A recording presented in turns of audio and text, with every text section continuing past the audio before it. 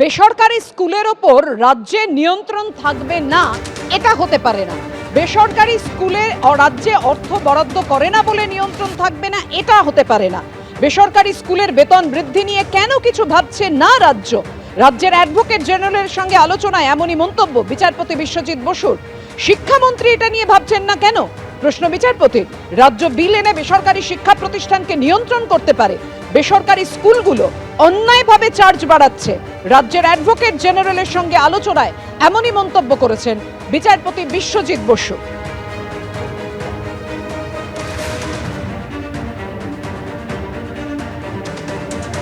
সোমবার বিরোধী দলনেতা সহ 4 জন বিজেপি বিধায়ককে 30 দিনের জন্য সাসপেন্ড করা হয়েছিল।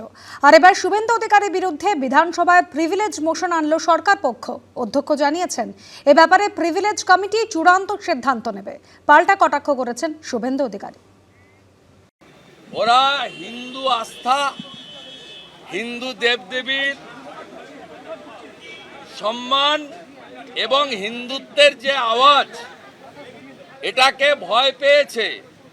এ ডর মুঝে আচ্ছা লাগ রা হ্যায়। মুখ্যমন্ত্রীকে শ্রদ্ধা করে যদি কিছু বলেন, তারা কাছে প্রিভিলেজ করার অধিকার আমার আছে, প্রিভিলেজ হয়েছে। সোমবার বিরোধী দলনেতা সহ বিজেপির 4 বিধায়ককে সাসপেন্ড করা হয়েছিল। আর মঙ্গলবার ঘৃণা ভাষণ দেওয়ার অভিযোগে শুভেন্দু অধিকারীর বিরুদ্ধে প্রিভিলেজ মোশন আনলো সরকার পক্ষ।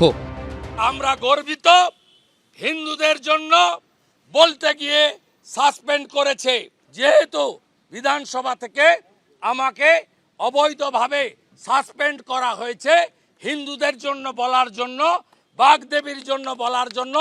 এই সরকার মোল্লাদের সরকার, এই সরকার মুসলমানদের সরকার। আজকে আমাদের সরকারের পক্ষ থেকে একটা প্রিভিলেজ মোশন আনা হয়েছিল, সেটা নিয়ে আলোচনা হয়েছে এবং প্রিভিলেজে আমি সেটা এক্সামিন করে দেখেছি।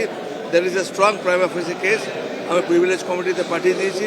উনি কি কথা বলছেন ওখানে দাঁড়িয়ে, যে মোল্লাতন্ত্র?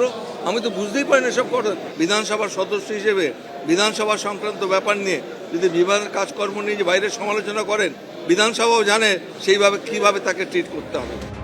নিজের অবস্থানে অনড় থেকে শাসক দলকে পাল্টা আক্রমণ করেছেন শুভেন্দু অধিকারী। 4 বার সাসপেন্ড করেছে, 8 মাস, আর 1 মাস নিলে 9 মাস হয়ে যাবে। আর এখন অবধি 5টা প্রিভিলেজ এনেছে। এই ধরনের নিত্যকর্ম যেমন হয়, এটা হচ্ছে একটা ওয়ান টাইপ অফ নিত্যকর্ম তৃণমূলের। আর ওদের ভিতরের বক্তব্যের ভাষা আমি শুনেছি, ওরা ভয় পেয়েছে। বিধানসভার পরবর্তী অধিবেশনে শুভেন্দু অধিকারীর বিরুদ্ধে রিপোর্ট দিতে পারে প্রিভিলেজ কমিটি। আশাবুল হোসেন, উজ্জ্বল মুখোপাধ্যায়, কৃষ্ণেন্দু অধিকারী, এবিপি আনন্দ।